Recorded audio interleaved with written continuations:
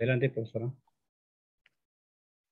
Muy buenas tardes, estimados colegas investigadores. Vamos a dar inicio a esta segunda semana de investigaciones que organiza la Red Peruana de Universidades. Y en esta oportunidad vamos a tener la ponencia de 4 investigadores, ¿no? Para lo cual, por favor, le pedimos que cada uno va a tener el tiempo de 15 minutos de exposición. Y si es que ya el tiempo está agotado, por favor, tomar las precauciones. Le vamos a pedir que luego pueda dar lectura a sus conclusiones. Asimismo, al público que está presente, vamos a pedir que por favor las preguntas se hagan a través del chat. Y solo al finalizar las 4 ponencias, se va a pedir que puedan los participantes dar respuestas al final de las 4 exposiciones. Vamos a dar inicio con nuestra primera exposición en esta mesa, invitando al investigador Guido Silva Mondragón. Él es ingeniero civil y doctorando en ingeniería por la Pontificia Universidad Católica del Perú. Actualmente es profesor tiempo parcial del Departamento de Ingeniería de la PUC y miembro activo de los grupos de investigación, Ingeniería y Patrimonio y Modificación de Materiales, PODMAT. Es investigador reconocido RENACIT en María Rostorovsky, nivel 2.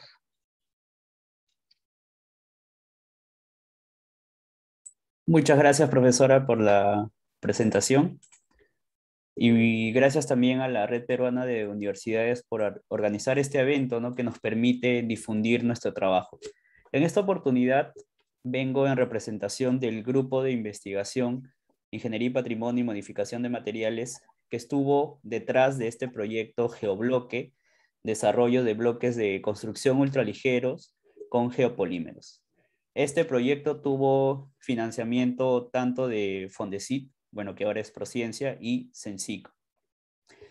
El proyecto estuvo liderado por la Pontificia Universidad Católica del Perú a través de sus departamentos de ingeniería y también el departamento de ciencias, la sección química, donde podemos mencionar al profesor Rafael Aguilar y la profesora Suyon Kim y el profesor Javier Nakamatsu, y los asistentes de investigación David Castañeda, Cindy Álvarez, Jorge Salirrosas y quien les habla, Guido Silva. Por parte de Comaxa tuvimos siempre el apoyo y colaboración del doctor Bruno Bertolotti a través de la Gerencia de Investigación y Desarrollo de la compañía minera Agregados Calcáreos.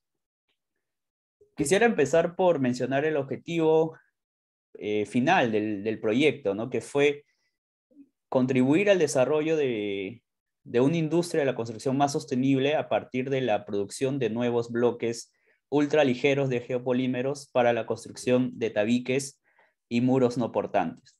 Es bien sabido, pues, de que estos muros que no tienen carga estructural, ¿no?, que usualmente sirven para separación, se usan para su construcción, pues pueden ser bloques de concreto, pueden ser bloques sílico-calcáreos o bloques o ladrillos, ¿no?, de arcilla cocida.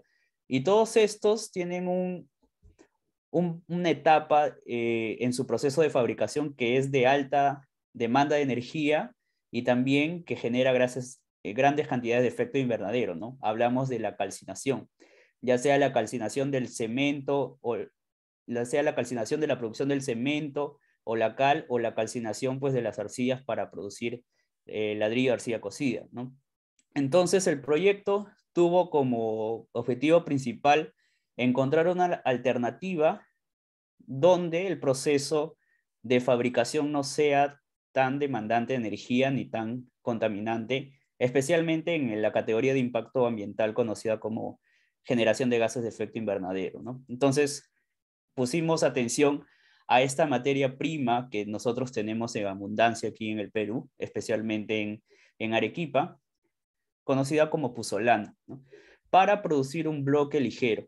Pero en este caso, la puzolana no la usamos como un reemplazo parcial del clínker, como usualmente se hace, pues, en la industria del cemento, ¿no?, sino lo usamos como materia prima al 100%, sin nada de cemento, sin nada de clínker, pero activándola con una solución alcalina, ¿no?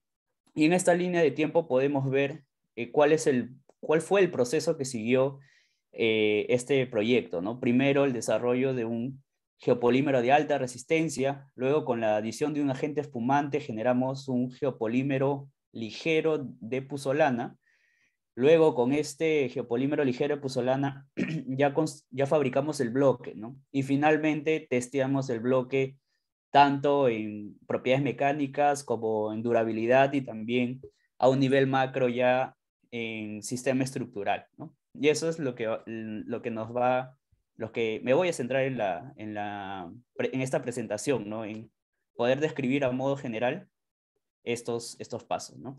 El primer paso, pues fue el proceso de obtención de la puzolana, ¿no? Y como se ve aquí, es un proceso de obtención súper simple, extracción y luego molienda, ¿no?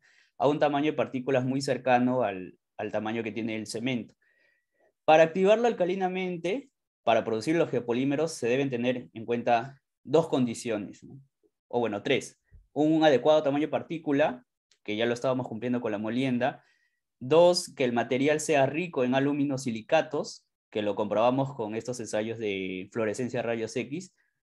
Y tres, que el material tenga suficiente contenido amorfo, ¿no? Que lo vemos aquí en este difractograma. Entonces, con estos estudios demostramos que pues, la puzolana era idónea para este proceso de activación alcalina, para producir un cemento de alta resistencia.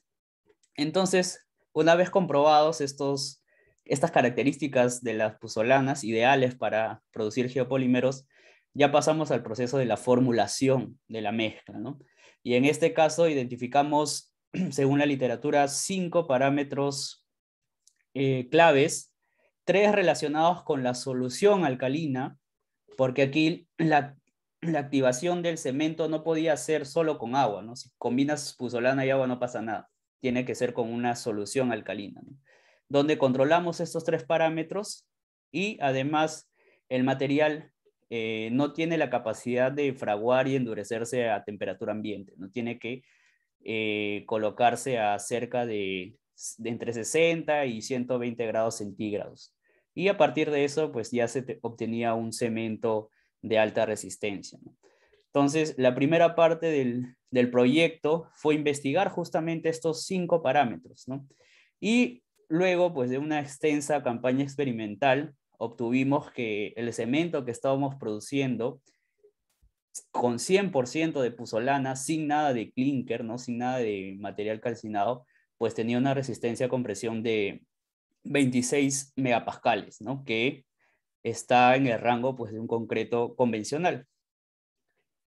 Una vez de que ya teníamos esta pasta de geopolímeros de alta resistencia, ya pensamos en el siguiente paso, ¿no? Que fue añadir el agente espumante para bajar la densidad de esa matriz, ¿no? Porque lo que queríamos obtener era un bloque ligero, ¿no? Para que su manipulación sea fácil y no había tanto requisito de resistencia porque era para un muro no estructural, ¿no? Tenía que cumplir un límite de resistencia a compresión o un mínimo, ¿no? De resistencia a compresión, pero ese nivel de resistencia de compresión pues no estábamos hablando de valores totalmente grandes, ¿no? Entonces, lo que hicimos fue añadir peróxido de hidrógeno como un agente espumante para producir porosidad en la matriz y eso justamente es lo que testeamos, ¿no?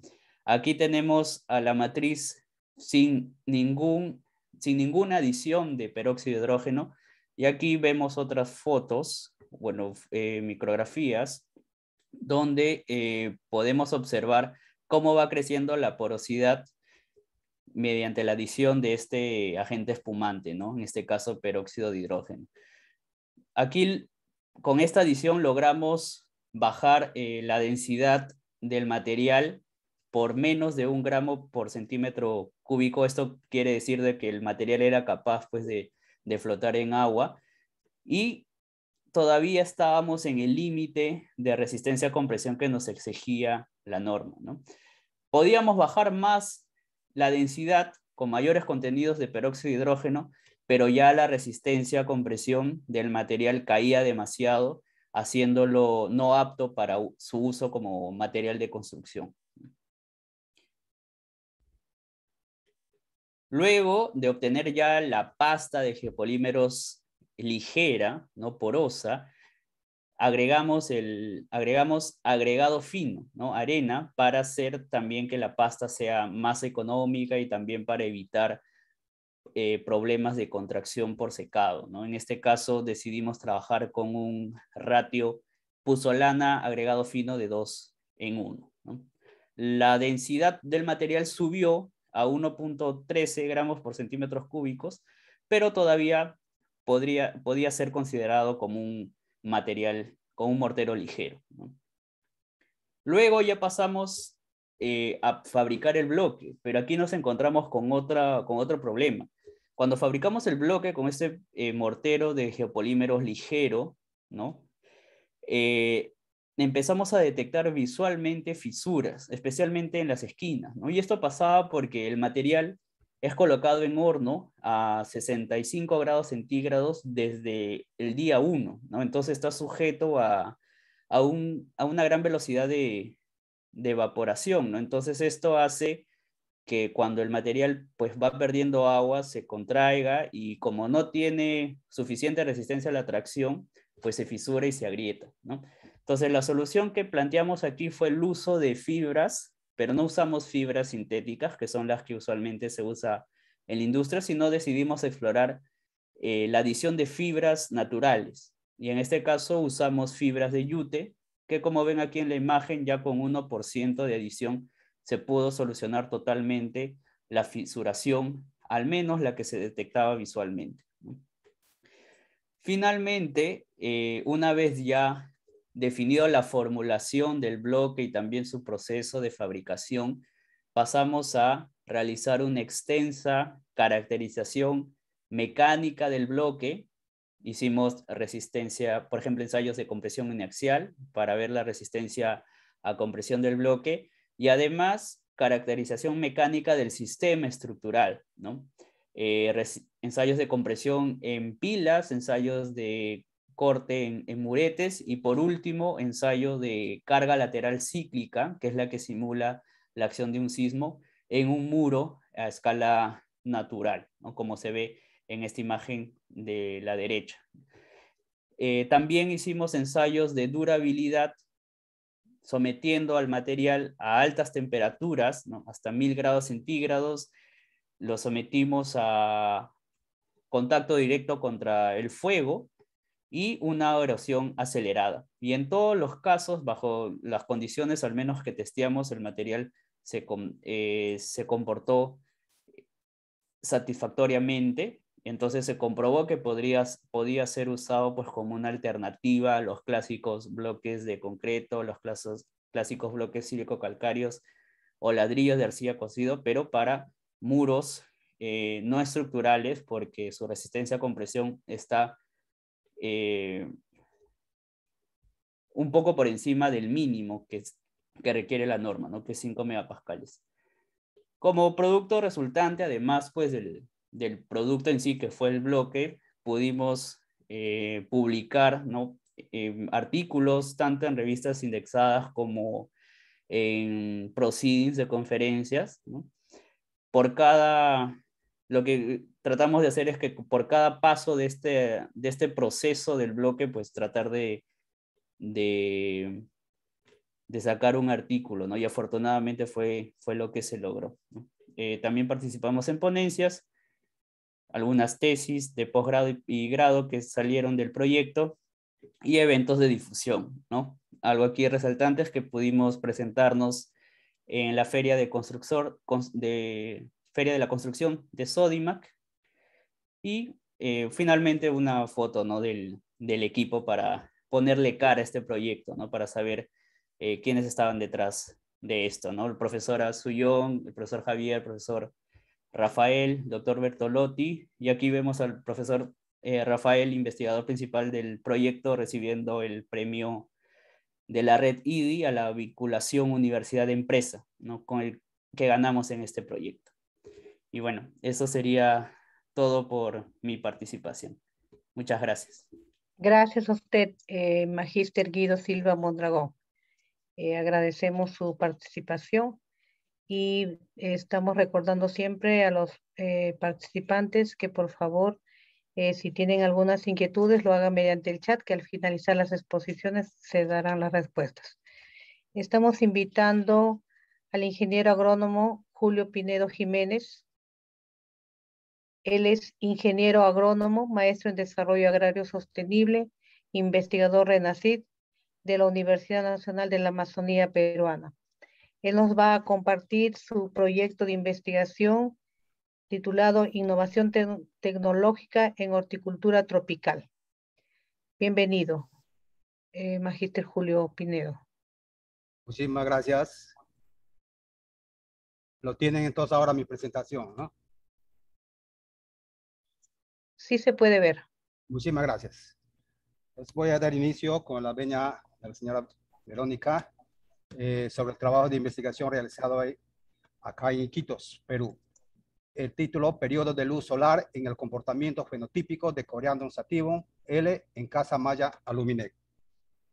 Una breve introducción, considerando que el culantro es una especie que se siembra tanto en zonas templadas como en los trópicos, pero el olor tiene un buen olor en estas zonas, pero al mismo tiempo se percibe un buen aroma cuando se cultiva en ambientes de media sombra. De ahí viene la necesidad y la inquietud de ingresar a un tema muy difundido en todo el mundo sobre los cultivos protegidos. Siendo los cultivos protegidos que proporcionan soluciones para muchos de esos desafíos, incluyendo opciones tecnológicas para mejorar la gestión de los recursos.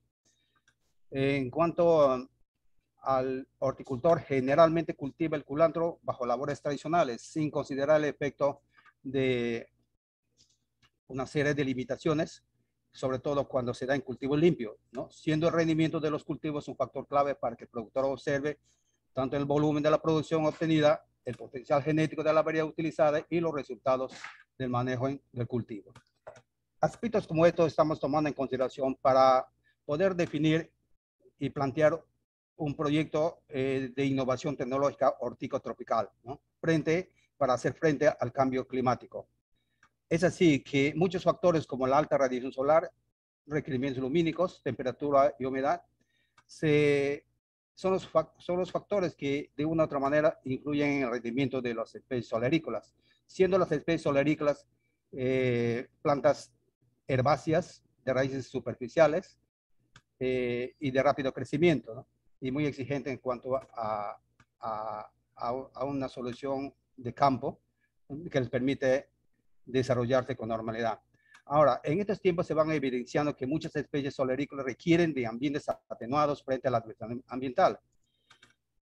Cuando analizamos un poco acerca de los trabajos de investigación realizados en diferentes lugares, existen mucha información y muchos parámetros que nos están permitiendo obtener datos para poder formular una línea de investigación referente a la agricultura protegida. Es así que el uso de sombreadores dependerá de la pigmentación del material plástico y el diseño de tejido de las mallas. Es decir, en cualquier otra forma, cualquier material que se utilice la tecnología a la vanguardia, vamos a tratar de evaluar en cada región, ¿no? Porque cada región depende de sus propias características, sobre todo a partir de la altitud y la latitud, ¿no? Que hacen de que las condiciones biofísicas van a adquirir características propias de la región. La importancia del manejo de cultivos de culantro bajo estas condiciones climáticas en un sistema de horticultura protegida será una de las alternativas entonces para hacer frente al cambio climático. Si hablamos en cuanto a los diferentes materiales, ahora estamos pretendemos aperturar un propósito de investigación que viene a ser las casas mayas Aluminec, como se muestra en la fotografía, ¿no? En la imagen. Pero de hecho que se asume que el nivel de iluminación va a determinar la radiación fotosintética, ¿no? Que influye sobre el crecimiento de las plantas. En este espacio podemos observar las camas, que son las camas hortícolas, que se convierten en mis unidades experimentales, pero podemos observar que dentro de la casa malla Luminet existe una buena iluminación, de tal modo que nos ha permitido formular, primeramente, elegir una especie para poder evaluar como inicio de este proyecto, ¿no? Por eso que el proyecto tiene con nombre tecnología. Sin embargo, el trabajo que estoy presentando viene a ser periodos de luz, ¿no? El objetivo principal de este estudio, en promedio de repeticiones, determinar efectos de los periodos de luz solar en el comportamiento fenotípico del culantro, ¿no? Al mismo tiempo nos va a permitir analizar el comportamiento del culantro en ambientes protegidos bajo la casa malla Luminet y frente al cultivo tradicional, siendo nuestro gran propósito optimizar el manejo agronómico en ambientes protegidos y desarrollar sistemas ecoeficientes en la mejora del rendimiento del culantro, contribuyendo al bienestar ambiental, social y económico. Estamos apuntando como una parte de la filosofía de la investigación en zonas tropicales que el bienestar debe ser a estos tres grandes niveles, ¿no? Ambiental, social y económico. No, al formular la hipótesis, en todo caso la hipótesis del investigador, se espera que existen pues efectos de los periodos de luz solar en los comportamientos fenotípicos bajo la casa malla Luminet. Este trabajo se realizó en condiciones condiciones de clima y suelo de la región Loreto, identificando las variables para esto, el periodo de luz solar y las variables dependientes del comportamiento fenotípico. Tenemos entonces 4 niveles de este principal factor de estudio, ¿no? Como se muestra en la pantalla, y los caracteres de respuesta o las variables de respuestas se dividen en 2 partes, caracteres de crecimiento y de rendimiento. Como podemos observar, solamente son 3 caracteres de crecimiento y son 2 caracteres de rendimiento.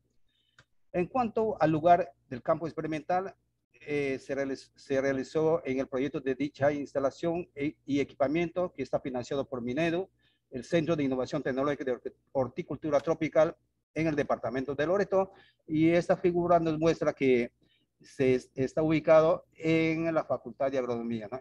En la ciudad universitaria de Sumorococha. Siendo pues el principal factor de estudio el periodo de luz solar bajo condición de cultivo en ambiente libre o tradicional y en ambiente protegido, que viene a ser la casa malla aluminizada.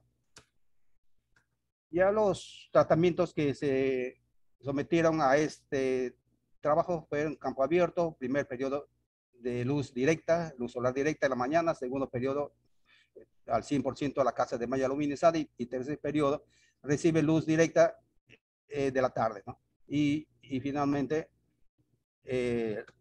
mostramos ahora el diseño experimental, que fue diseño de bloques completamente al azar con 10 repeticiones. Ahí podemos observar los 2 ambientes, ¿no? La casa malla luminizada y el ambiente libre a campo abierto. El diseño, bueno, es un experimento pues verdadero, ¿no? Explicativo, causa y efecto. Y ahora tenemos los resultados. En cuanto a la variable altura de planta, el análisis de variancia nos reporta significancia estadística para el periodo de luz solar. Por lo tanto, vamos a aceptar la hipótesis del investigador, es decir, que hay diferencia de altura de planta del culantro en los periodos de luz solar, tal como nos reporta la prueba de Tukey, que se muestra al lado derecho, ¿no? Donde podemos observar entonces que a campo abierto se tiene el mayor valor de altura, en cuanto a altura. Entre el primer periodo y segundo periodo no hay diferencia significativa, pero al mismo tiempo entre el primer periodo, segundo periodo y tercer periodo, es decir, todos los tratamientos que están dentro de la casa malla Luminet, no existe diferencia significativa. Es posible que este resultado se deba a una mejor reacción de la fotosintética al campo abierto. Sin embargo, ahora nos presentamos las variables de largo de raíces, donde observamos que el análisis de varianza nos reporta un significancia no estadística, no significativa. El 11.5% de coeficiente de variación nos indica confianza experimental, pero estaremos aceptando la hipótesis nula. Por lo tanto, la hipótesis del investigador nos va a indicar de que no existen efectos del periodo de luz sobre el largo de las raíces.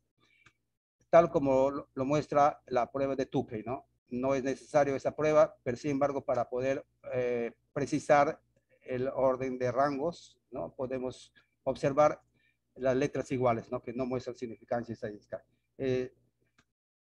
En cuanto a la variable cantidad de plantas por atado, también la prueba de Kruskal-Wallis nos indica que no existen diferencias significativas. Por lo tanto, no hay diferencia en la cantidad, ¿no?, de plantas por atado frente al periodo de luz, tal como lo muestra este gráfico, ¿no?, de barras. Las letras iguales nos indican que no existen diferencias significativas.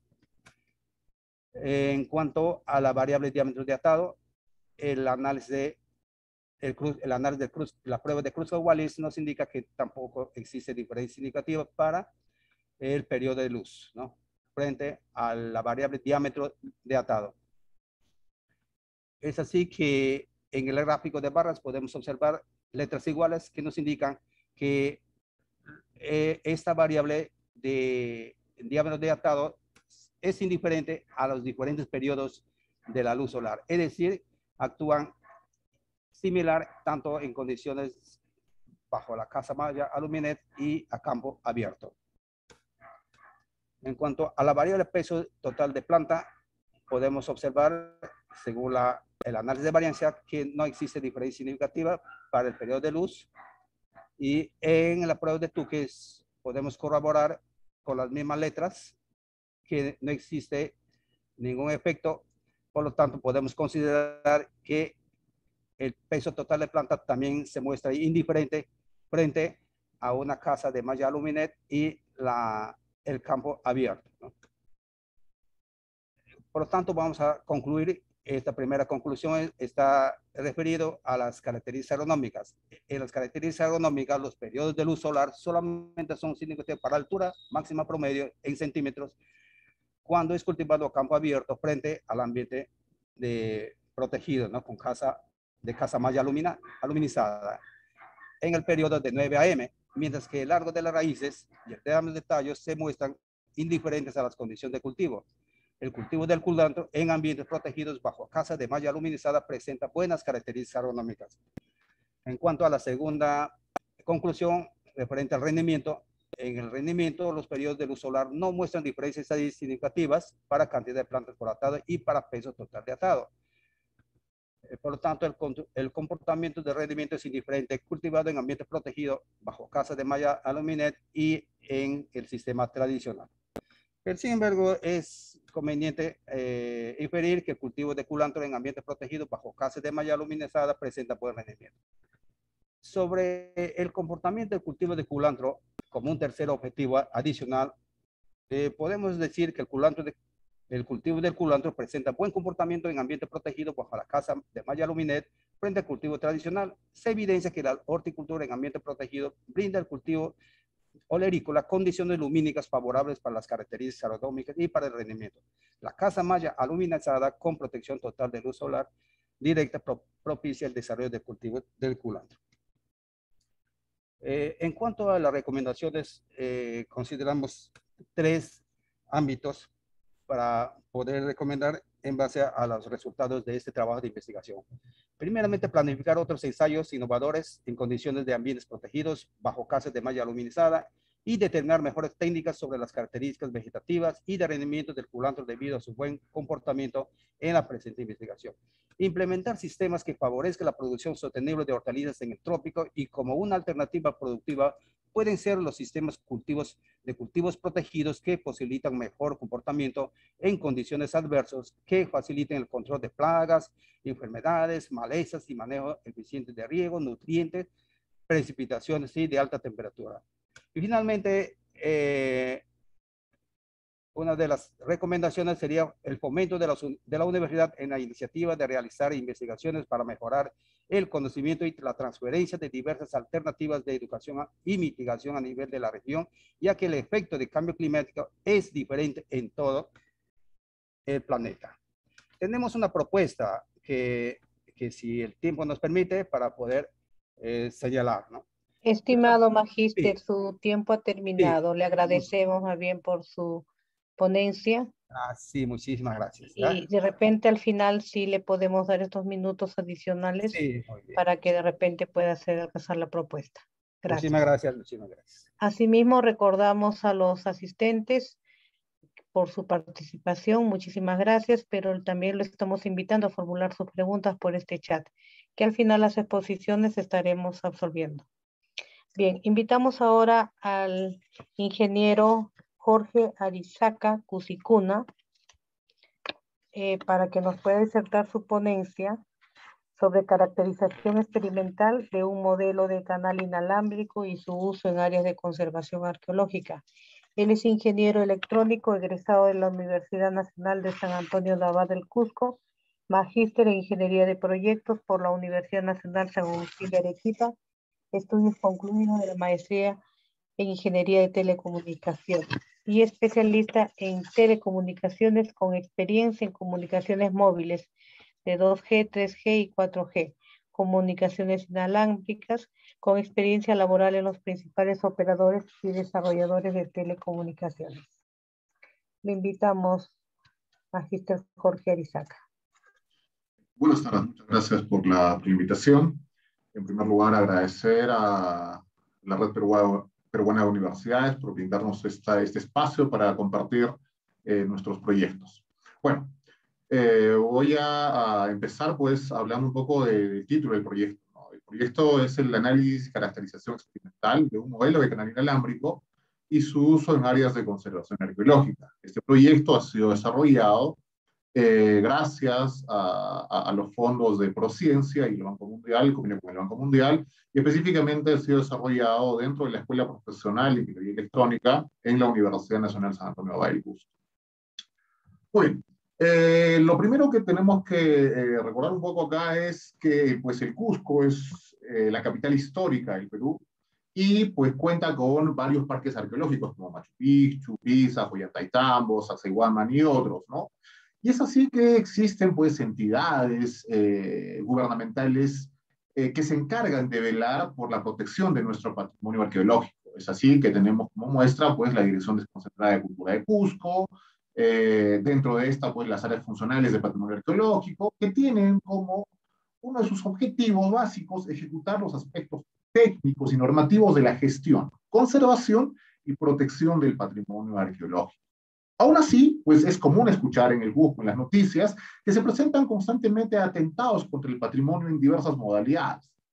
Y una de las aristas que se tenía antes de la pandemia, pues era el alto flujo de visitantes a distintas zonas de conservación arqueológica. Por ello, la UNESCO recomendó pues que la conservación de sitios arqueológicos debería conciliar con el desarrollo humano y el desarrollo económico. Sin embargo, pues en zonas arqueológicas bastante conocidas, como por ejemplo Machu Picchu, ya existía una sobreexplotación turística con riesgo de deterioro de la zona arqueológica. Por lo que las autoridades han emprendido pues una serie de normas, mecanismos para gestionar de mejor manera el número de visitantes, el tiempo de visita, el recorrido que estos puedan desarrollar dentro de esta zona de conservación arqueológica. Un ejemplo claro de esto, pues, es el Reglamento de Uso Sostenible y Visita Turística para la conservación de la ciudad inca de Machu Picchu, donde se han establecido, pues, límites para la visita, aforo, básicamente, tiempos máximos de permanencia de visitante, rutas de visita turística, ser seguidos tanto por los turistas como por los guías.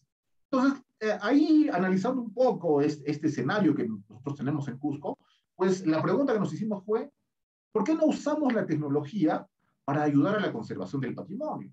Y tenemos ejemplos de esto que se dan en otros países. Específicamente, por ejemplo, tenemos pues el sistema del seguimiento del patrimonio, que es una herramienta que usa Europa para controlar y gestionar el patrimonio en función de parámetros importantes que se puedan medir en estos restos arqueológicos o en estos puntos patrimoniales. Por ejemplo, pues podemos ver que puede gestionar básicamente las condiciones ambientales, dar la voz de alarma antes de que se produzca algún daño irreversible, y todo esto enmarcado en una red inmensa de sensores inalámbricos que van a registrar valores de temperatura, humedad, iluminación, hasta incluso niveles de CO2. Esto básicamente ha sido un programa piloto que ha sido aplicado, por ejemplo, en el Real Monasterio de Santa Clara, en Tordesillas, en Valladolid. Pero este esquema de tecnología planteado, pues tiene que ser desplegado dentro del recinto o parque arqueológico, en nuestro caso. Y la herramienta que tiene que dar soporte a este conjunto de redes de sensores básicamente es el canal inalámbrico. O sea, hablamos del wireless, como usualmente se le conoce. Muy bien, el principal detalle de un sistema inalámbrico es que usa como medio de transmisión el espectro radioeléctrico específicamente. Y el espectro radioeléctrico, pues es un medio que está sujeto a gran cantidad de interferencia, a condiciones aleatorias. Por eso es sumamente importante conocer cuáles son las características, ¿sí?, que afectan al comportamiento de este medio que nosotros conocemos como espectro radioeléctrico. ¿Para qué? Para dar salvedad a la posibilidad de despliegue de una red inalámbrica de sensores. Y esto obviamente no solo para el tema de la conservación ecológica, como nosotros hemos planteado en este proceso inicial, sino también para lo que se viene adelante, que son pues las ciudades inteligentes, las smart cities, los smart campus, y todo lo que se viene en conjunto con este concepto de smart. Muy bien. Entonces, este canal inalámbrico pues nos ofrece ciertas características, nos ofrece el medio para llevar información desde un punto a otro, ¿sí? Pero este medio de transmisión viene afectado por diversos fenómenos que van a afectar a la transferencia de esta información. Básicamente, vamos a hablar de tres fenómenos específicos: la reflexión, la difracción y la dispersión. Específicamente hablamos de la reflexión cuando una onda plana electromagnética pues encuentra un obstáculo cuyo tamaño es mayor que la longitud de onda de la señal incidente. Hablamos de la difracción cuando pues tenemos una onda electromagnética y incide pues sobre una superficie cuyo tamaño es del mismo orden de la longitud de la señal incidente. Y finalmente hablamos de la dispersión, pues cuando esta onda incidente se encuentra con una obstrucción cuyo tamaño es mucho menor que la longitud de onda de la señal incidente. Entonces, estos parámetros van a más o menos a indicarnos el comportamiento de la señal que vaya a viajar y básicamente el comportamiento del canal inalámbrico, que es lo que nos interesa. En base a eso, lo que se ha planteado el proyecto es básicamente este objetivo general. En primer lugar, caracterizar y analizar experimentalmente el modelado de canales inalámbricos teniendo como escenario áreas de conservación arqueológica de la ciudad del Cusco. Dentro de esto, los objetivos específicos fue el de desarrollar el diseño conceptual y de sistema de modelos de canales inalámbricos, implementar, integrar y realizar pruebas de campo experimentales según el diseño que se vaya a plantear, y finalmente modelizar el canal inalámbrico a partir de estos datos de campo. Bueno, específicamente la metodología que se ha usado ha sido manejar diversos escenarios o diversos métodos para generar el valor de señal recibida, teniendo básicamente tres zonas de conservación arqueológica. La zona de conservación arqueológica de Rumihuasi, la zona de conservación arqueológica o el parque arqueológico de Tipón y el parque arqueológico de Chinchero. Y también se ha hecho pruebas en el parque arqueológico de Pisa. Muy bien. Hemos dividido las pruebas experimentales en dos escenarios, básicamente. Un escenario en el cual la medida de la señal recibida tiene que ser tomada a márgenes específicos. Por ejemplo, cada 3 metros, ¿sí?, tomando en cada punto alrededor de 100 muestras dentro de una zona arqueológica. Y en el otro escenario, lo que hemos hecho es tomar este valor de la potencia recibida o el RCCI, teniendo una velocidad constante aproximada de 0.5 metros por segundo del receptor. Entonces tenemos estos dos escenarios y después de hacer varias pruebas, lo que hemos visto es que los modelos que se aproximan más o menos a estos dos tipos de escenarios, en primer lugar hablamos de un modelo log normal de pendiente única, ¿sí?, que es el primer modelo que se presenta acá, y también hablamos del modelo log normal de doble pendiente. En el caso del modelo normal de pendiente única, pues está definido básicamente en función de la potencia recibida, de una distancia de referencia, del exponente de pérdida de trayecto y de esta variable aleatoria que es de distribución gaussiana con media cero y desviación estándar, que también que está dado en función de decibelios, de dB, ¿no? Lo mismo con el tema del modelo de doble pendiente. La única diferencia con el modelo de doble pendiente es que tenemos un punto en donde separamos las dos regiones. Una región que va a ser caracterizada con un índice distinto, con un exponente de pérdida de trayecto distinto, y la otra región que también va a ser caracterizada con un exponente de pérdida de trayecto distinto. Muy bien. En el primer escenario, o para los dos escenarios, podemos decir que lo que se ha hecho es caracterizar la potencia de la señal recibida, o el RSSI, el Receiver Signal Strength Indicator. Para lograr obtener el valor de RSSI, lo que hemos hecho es modelar o tratar de, bueno, en este caso, construir una sonda de canal. Esta sonda de canal estaba constituida por dos nodos, LoRa, específicamente hemos usado la tecnología LoRa, en la banda de 920 MHz, teniendo como herramientas un módulo de desarrollo TTGO, que se ha configurado como gateway, y en el otro lado un módulo TTGO que ha sido configurado como un nodo sensor. El gateway recibe la información de la potencia que está transmitiendo que pasa por la antena, pasa por el medio y llega hacia este gateway. Pero adicionalmente, este nodo sensor pues está implementado también por un GPS. Entonces, lo que tenemos es básicamente la potencia recibida y la ubicación específica donde está este nodo sensor. En base a esos datos, se ha trasladado esa información a este punto que nosotros lo hemos denominado mediante una trayectoria loss y una trayectoria con obstrucciones. Entonces, acá se han realizado las mediciones, ¿no? Comparando estos modelos, pues tenemos que en función a las ecuaciones obtenidas y a los datos experimentales, tenemos que para una ecuación log normal de una sola pendiente, pues el exponente de pérdida de trayecto es de 2.42, y para un modelo log normal de doble pendiente, el exponente es de 1.14. Esto nos hace ver que, por ejemplo, para un modelo de una sola pendiente tenemos una atenuación mucho mayor. Pero cuando usamos un modelo log normal de doble pendiente, tenemos una atenuación mucho menor para la zona 1, que vendría a ser una zona loss, y tenemos un exponente de pérdida de trayecto mucho mayor para la zona 2, aproximadamente de 15.72, que es bastante, ¿no? Lo mismo hicimos con la trayectoria loss. Luego, un parámetro importante es la caracterización del tiempo de retardo. Para esto, lo que hemos escogido, básicamente, vienen a ser los muros representativos que existen en esta zona arqueológica. Hemos usado un analizador de redes vectorial.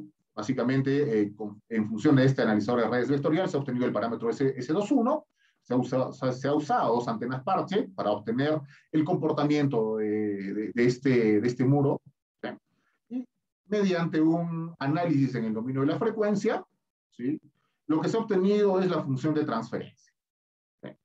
Esta función de transferencia, comparando con los parámetros S21 de la señal original y la predicción del modelo, pues nos da, como vemos en el gráfico, pues un acercamiento casi perfecto, ¿no? Entonces, con eso podemos corroborar que esta función de transferencia representa el comportamiento de la propagación a través de estos muros.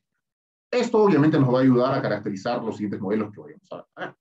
La siguiente metodología es el desplazamiento móvil. Esta metodología la hemos usado en el Parque Ecológico de Chinchero y en el Parque Ecológico de Pisa.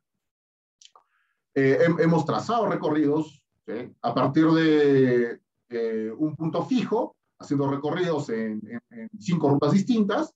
A estos datos, en función de la distancia y la potencia recibida, se le ha aplicado un filtro móvil, ¿sí?, un filtro de media móvil. Este filtro de media móvil básicamente lo que va a hacer es retirar la variabilidad del desvanecimiento.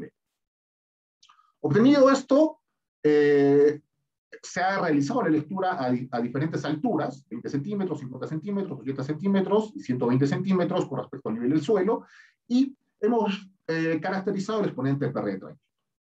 Con los exponentes de pérdida de trayecto se han obtenido simulaciones para varios modelos. Por ejemplo, un modelo de espacio libre, de 2 rayos, un modelo de 2 rayos, un modelo de regresión y un modelo de doble pendiente.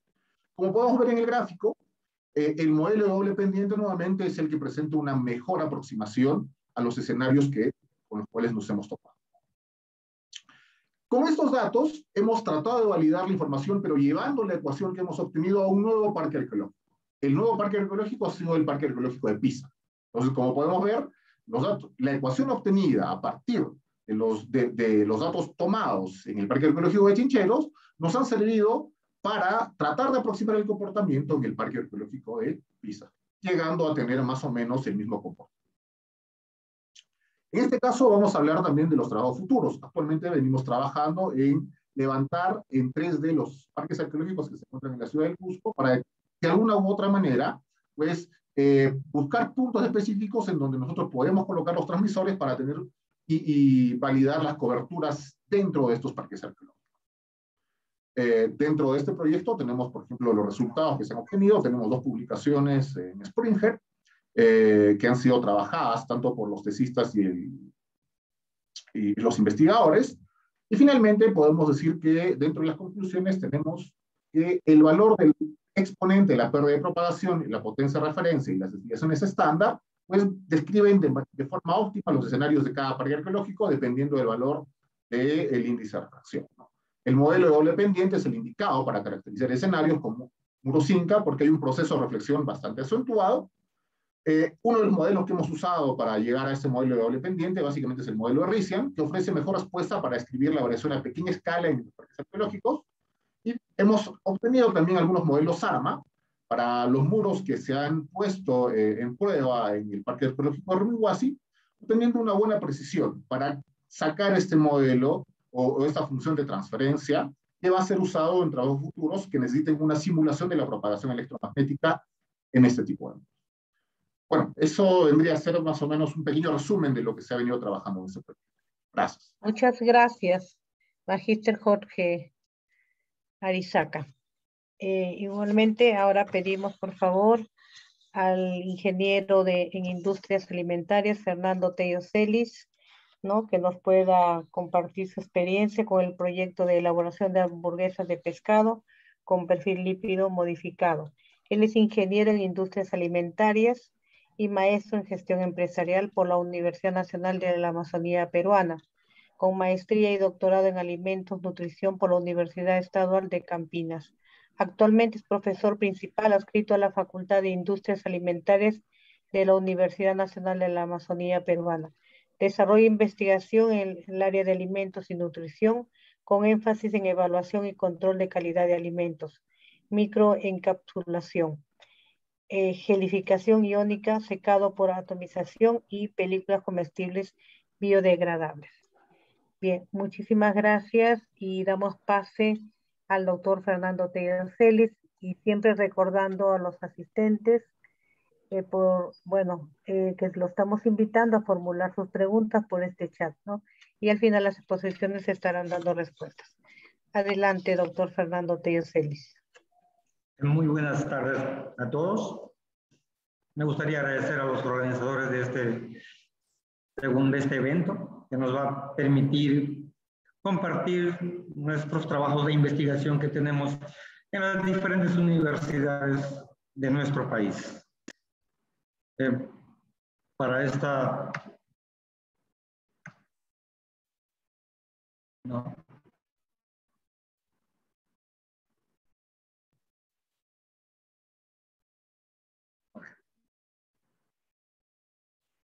El trabajo que vamos a presentar es elaboración de hamburguesas de pescado con perfil lipídico modificado.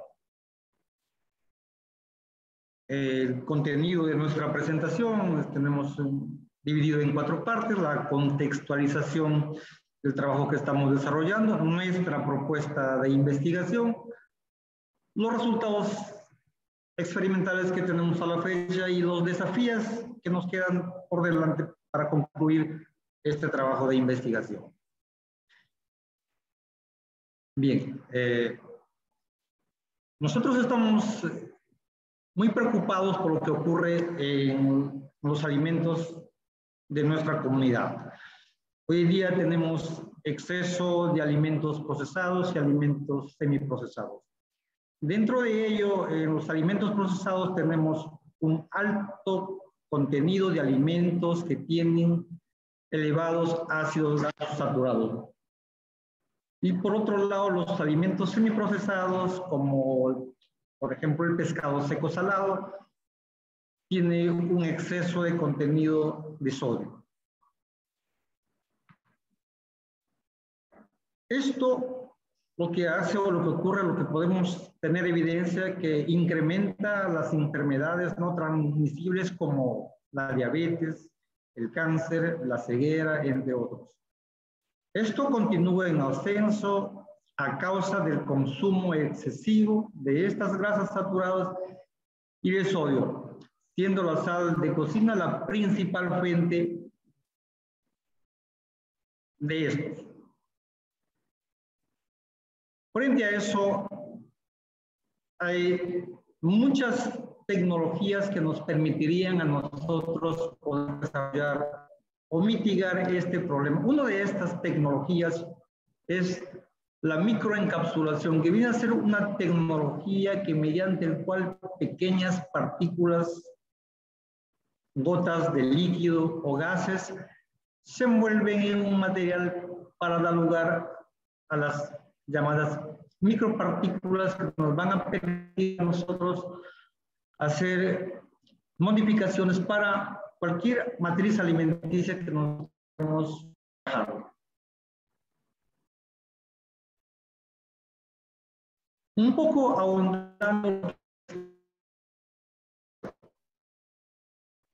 tenemos una técnica que las técnicas más utilizadas dentro de este campo es el spray dryer, la cocción compleja, la gelificación iónica y el ultrasonido, entre otras tecnologías que aproximadamente debe haber más de 250 patentes hoy en día siendo utilizados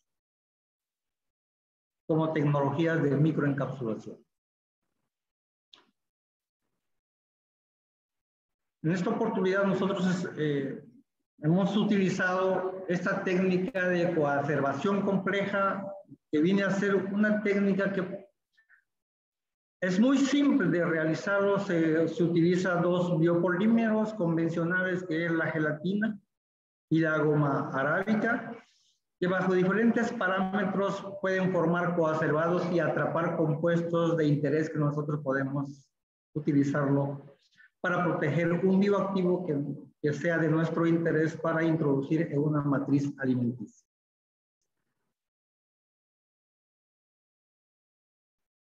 Todo este contexto de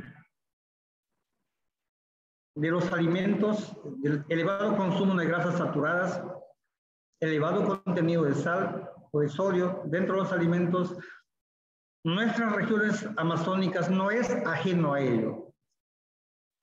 Es común casi en todo nuestro país, en Latinoamérica, casi en el mundo ocurre lo mismo, altos consumos de grasas saturadas y elevado consumo de sodio. Entonces, frente a eso, hicimos trabajos de búsqueda de qué alimentos podríamos nosotros utilizar. Dentro de ello, una búsqueda de consumo de nuggets, cecinas, chorizos. Lo que nos llamó la atención fue la frecuencia de consumo de hamburguesa. Tal es así que hicimos una especie de encuestas y encontramos que el 22% de los investigados consumen hamburguesa cada 15 días. 1 a 3 veces por semana, el 5%. El 44% aproximadamente de 1 a 3 veces por semana. Un 44% consume por lo menos una vez al mes. Y un 28% consume raramente el producto hamburguesa. Bien, en ese escenario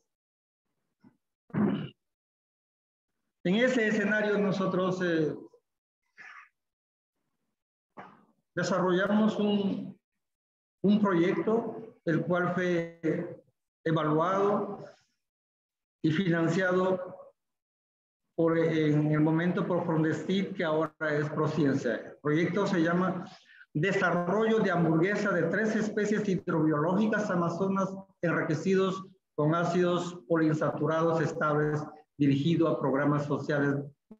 La Universidad Nacional de la Amazonía Peruana es la entidad ejecutora, con sus asociadas la Universidad Nacional de San Martín y el Instituto Tecnológico de la Producción. Desarrollamos este trabajo.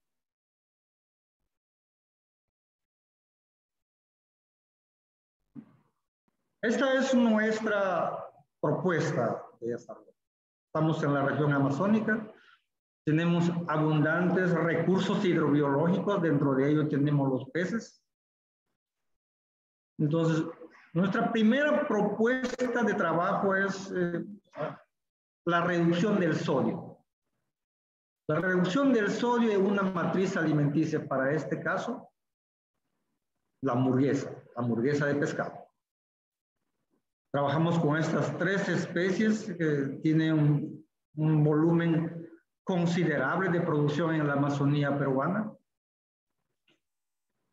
Como nuestra segunda propuesta es modificar el perfil lipídico de la hamburguesa. Convencionalmente las hamburguesas en promedio tienen de 30 a 40% de grasa porcina. De este total de grasa porcina, nosotros podemos modificarlo adicionando un aceite con alto contenido de ácidos grasos poliinsaturados. Para ello podemos nosotros adicionarlo en forma libre, o sea, como ingrediente, o podemos adicionarlo protegido mediante una microcápsula a través de una membrana, la que ya les había explicado la tecnología de la microencapsulación. Nosotros podemos adicionarlo libre de esta matriz alimenticia, pero tenemos la desventaja de que al ser un compuesto hidrofóbico con alto contenido de ácidos grasos poliinsaturados, al momento de ser manipulado en la matriz alimenticia, esta matriz definitivamente va a tener contacto con el calor, entonces va a tener que degradarse y oxidarse y por lo tanto, en vez de ser beneficioso para nuestra salud, va a convertirse en una bomba que va a perjudicar a nuestro organismo. Entonces, nuestra alternativa es producir una hamburguesa bajo en sodio con perfil lipídico modificado.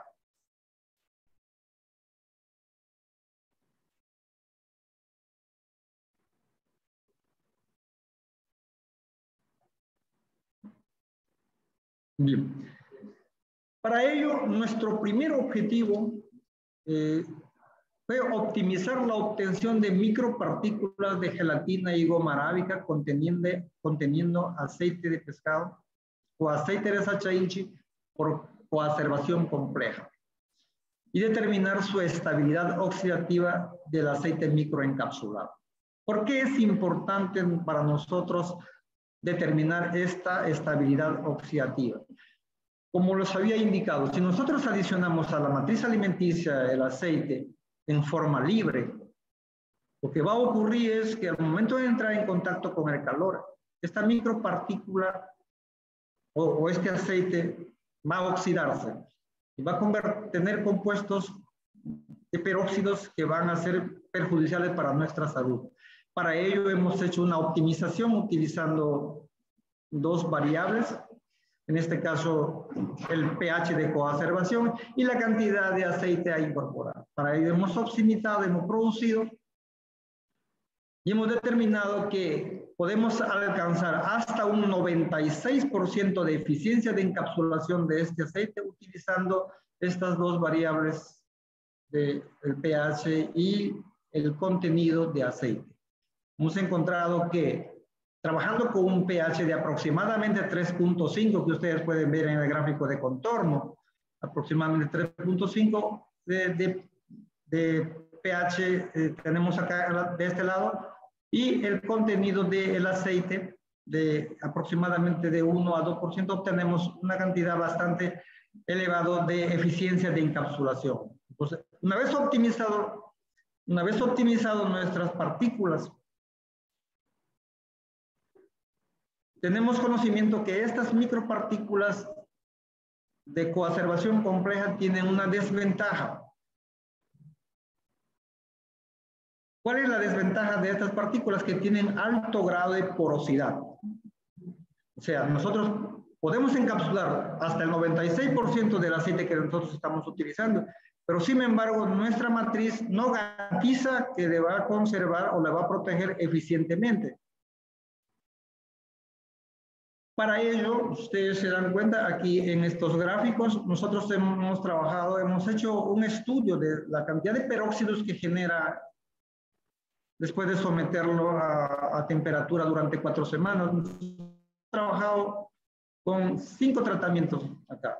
Micropartículas, o sea, hemos evaluado el aceite libre, hemos evaluado las micropartículas de coacervación compleja sin reticulación y reticuladas con 10, con 30 y con 50 unidades de una enzima transglutaminasa que es aceptado para consumo humano. ¿Qué significa esta enzima? Esta enzima lo que hace es cerrar los poros que tienen estas micropartículas. Lo que hace es una transferencia dentro de los aminoácidos que tiene la proteína, en este caso la gelatina, y va cerrando cada poro que va teniendo según la reacción. A mayor cantidad de unidades de transglutaminasa, le vuelve a la micropartícula más protectiva a lo que cuando comparamos con un aceite que se encuentra en una micropartícula sin reticulación. Nosotros utilizamos un experimento de 4 semanas.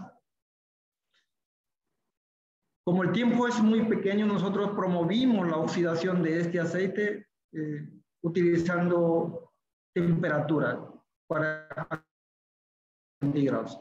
Y lo que obtuvimos son los siguientes. De este lado hemos trabajado con aceite de pescado y en el lado derecho tenemos las micropartículas conteniendo aceite de sachainchi. En el tiempo cero, o sea, después de producir las micropartículas, se han liofilizado, se han obtenido materias secas. En el tiempo cero nosotros tenemos un bajo nivel de oxidación del aceite que se encuentra en las micropartículas. Ustedes pueden observar a la primera semana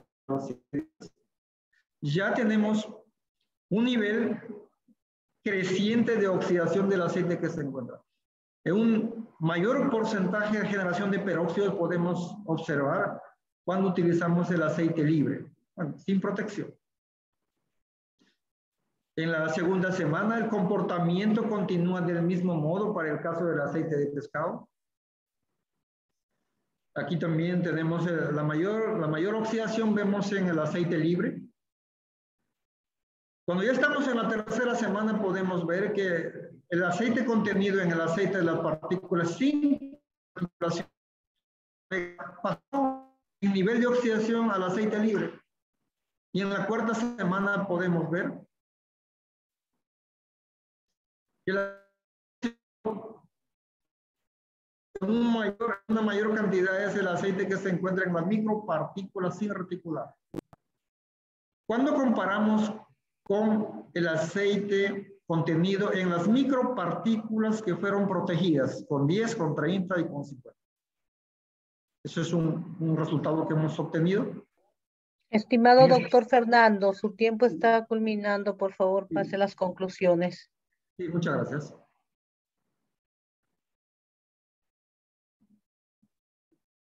Entonces, aquí tenemos nuestra secuencia de la elaboración de la hamburguesa.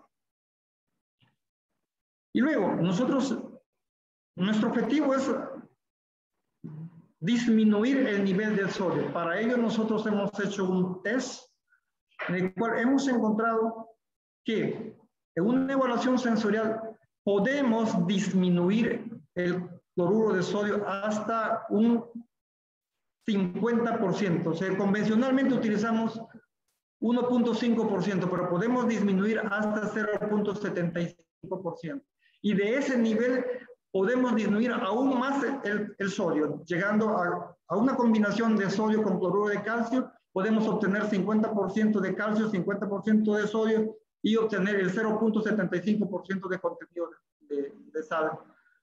A esto nosotros hemos evaluado y podemos ver, hemos evaluado el perfil de textura que tiene las hamburguesas de pescado comparado con las hamburguesas de bovino, en la cual nosotros nuestra hamburguesa de pescado tiene necesitamos una menor fuerza para deformarlo. Y el desafío que nos queda para nosotros es los nutrientes que se encuentran contenidos en la hamburguesa. El último paso de este trabajo es determinar qué porcentaje son bioaccesibles estos nutrientes, o sea, disponibles para entrar al proceso metabólico de los nutrientes que ocurren en el cuerpo humano. Bueno, el grupo de trabajo que nosotros tenemos aquí en la universidad se denomina el grupo de microencapsulación y bioaccesibilidad de la Facultad de Industrias Alimentarias de la Universidad Nacional de la Amazonía Peruana.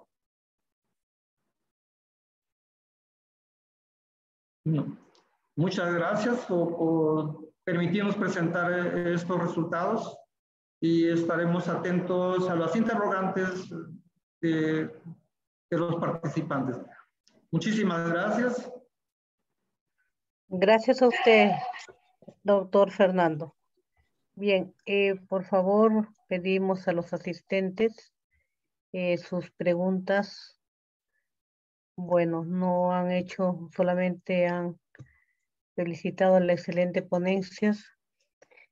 Y si no hay alguna de repente inquietud del público asistente, agradecemos a los ingenieros de las diversas universidades y también áreas, ¿no? Como son de ingeniería civil, ingeniería agraria, lo que es ingeniero electrónico, el ingeniero de industrias alimentarias. Interesantes investigaciones que han desarrollado, de alguna manera contribuyen a lo que es este campo de la investigación y sobre todo en un área de ingenierías donde muchas veces, bueno, hay colegas manifiestan que no es posible de alguna medida de repente poder avanzar, pero veo que sí, ustedes lo han hecho. Bueno, yo soy del campo de las ciencias sociales y los felicito por sus resultados en estas investigaciones y haber sobre todo compartido, ¿no? Agradecemos también a la Red Peruana de Universidades darnos estas facilidades y poder, pues, como decía, conectarnos de esta manera virtual con diferentes colegas e investigadores de todo el Perú. Muchísimas gracias a cada uno de ustedes. No sé si alguien quisiera participar. Tiene todavía 3 minutos para que pueda hacerlo. Invitamos de repente a los ponentes a poder darnos algunos alcances.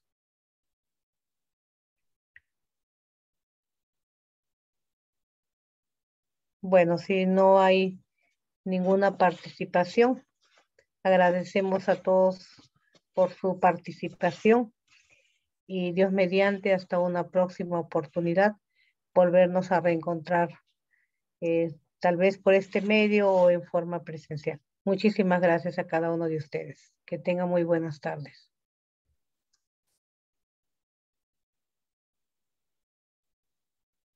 Muchas gracias. Buenas tardes, muchas gracias.